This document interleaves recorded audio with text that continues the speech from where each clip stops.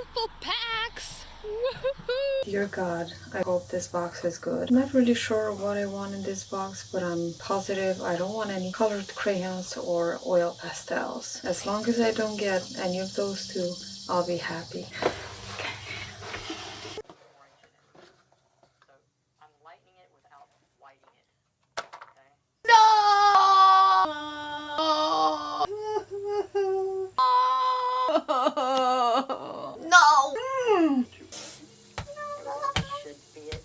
Goose fraba. Whatever.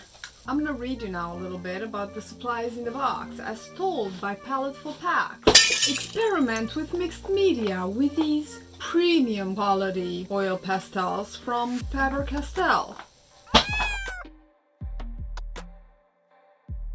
These are incredibly smooth, rich colors that blend together so easily. Just rub two colors together and create a new color. Add black to shade or add shadows. For even further blending, use the Daniel Smith Linseed Oil.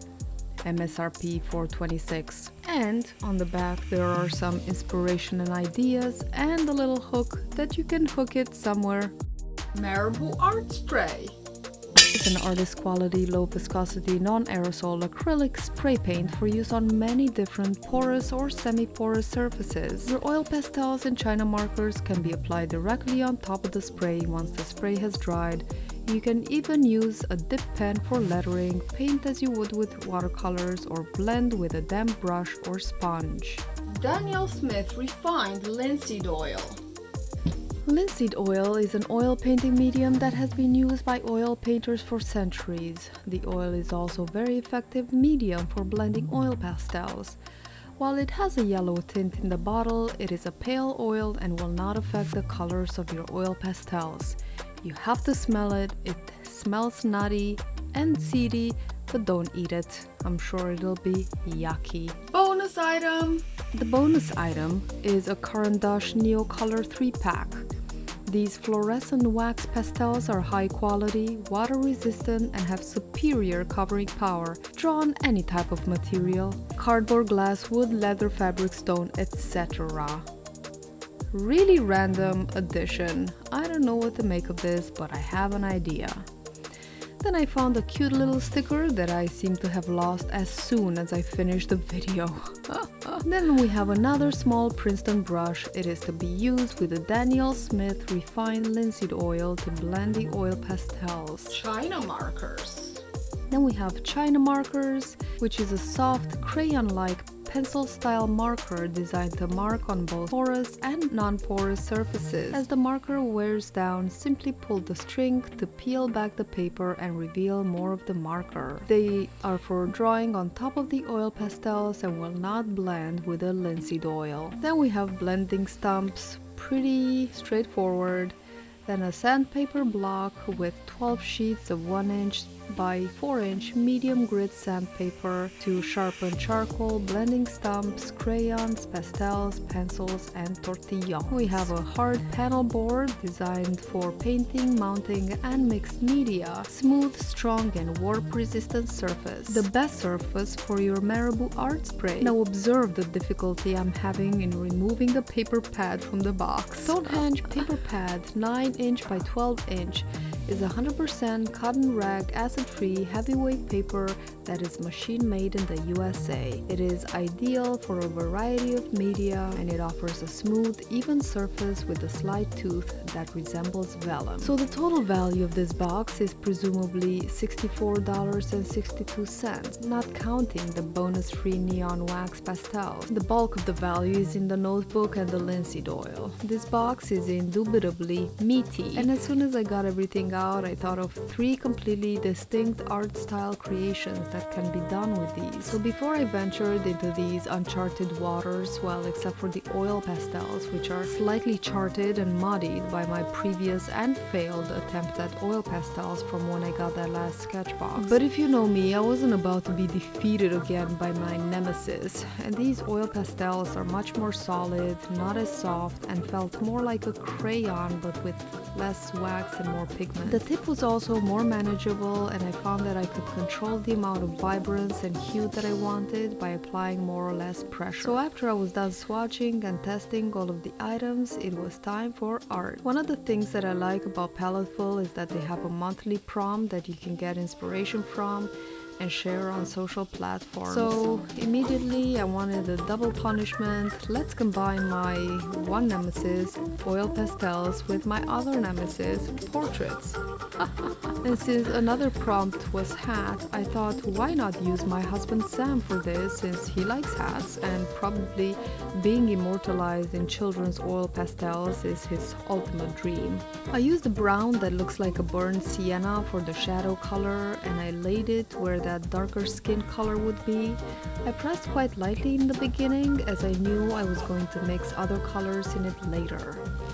I used the same color for the hat and the glasses, and you can see how the color changes as I change the pressure, and I smushed that waxy oil stuff into the tooth of the paper. So I used a light tan crayon for the light parts of the skin, and I pressed it quite firmly in the paper to achieve full coverage. I also used the white crayon for the lightest highlights here and there, and I was pleased to find that the colors do indeed blend very nicely. The only thing to pay attention to is, especially for the lightest areas, not to have any residue on the crayon because they do pick up color and it'll smudge your work if you don't clean them in between the colors. Then I went with the white to give the hat a shine. It's a genuine leather hat and I found that it will need more color and contrast. It was a little difficult to get color into the eye, but I sharpened the black crayon to make the pupil and then went very cautiously with the blue. The beard was fun. I'd never painted a beard before, not like this, so I used the sienna color again, some black, light skin color and white, and worked in many layers. I alternated between blending with the stump and I found that quite effective. As you can see, I worked on the whole head all at once, adding layers as I saw fit, darkening areas that were too light, which was pretty much everywhere there was a shadow.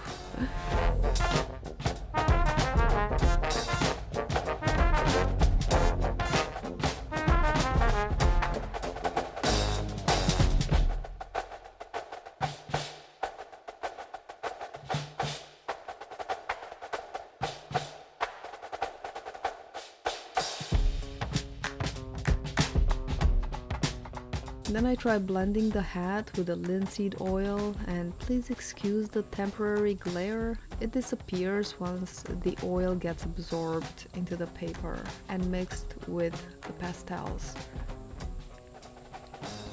For the sage green coat that Sam was wearing, there was no matching color, so I lightly grazed the paper with a lighter green color, then I added some black and then white, and then I blended everything with the oil.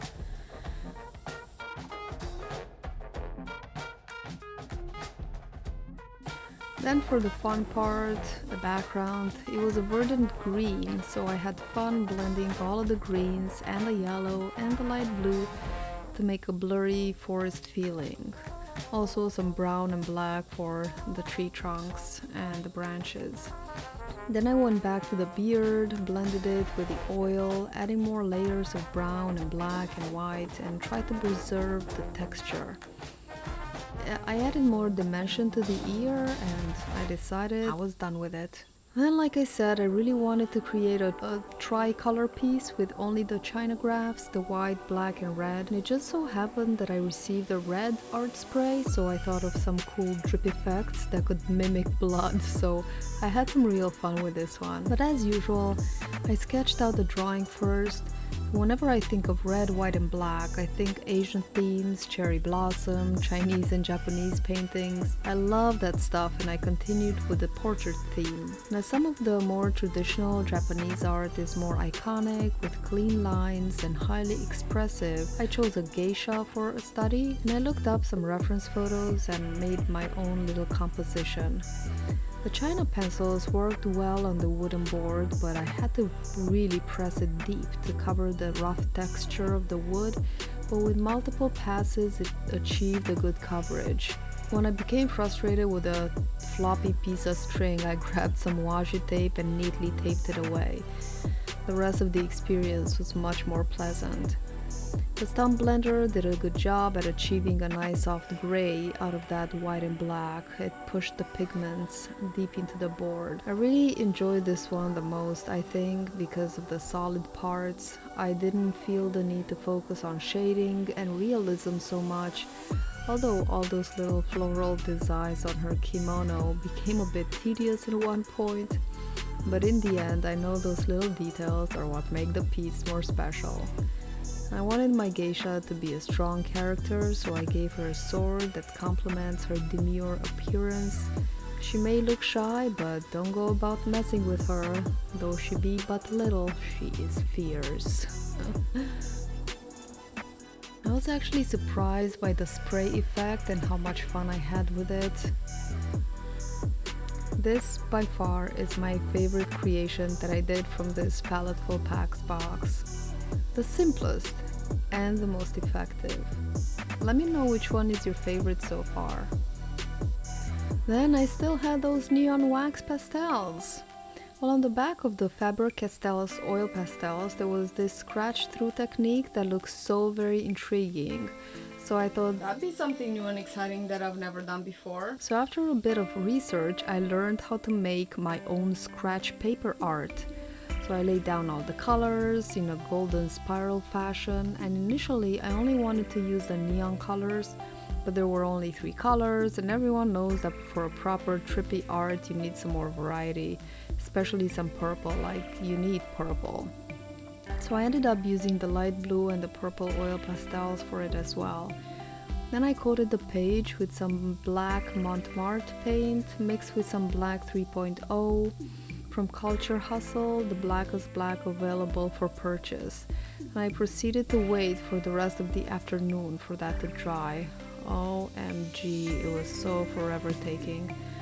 So then excitedly, having a concept design in mind, I started chipping away, and as soon as my tool met the paper, I immediately knew that something was wrong.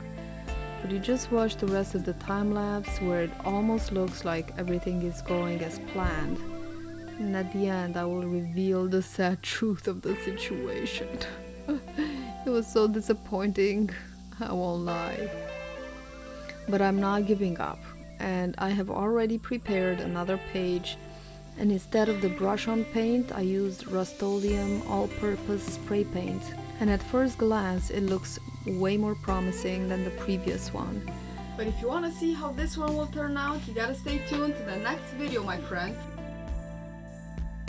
And I hope you enjoyed this and got some inspiration for your next projects.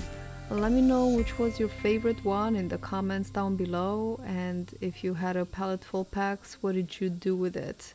If you enjoyed this video and you got some good information and inspiration out of it, make sure to gently fondle that like button. And if you're new to the channel and you're enjoying the video, the art and the artist, subscribe to the channel, and I'll see you next time. Trust the flow. Bye.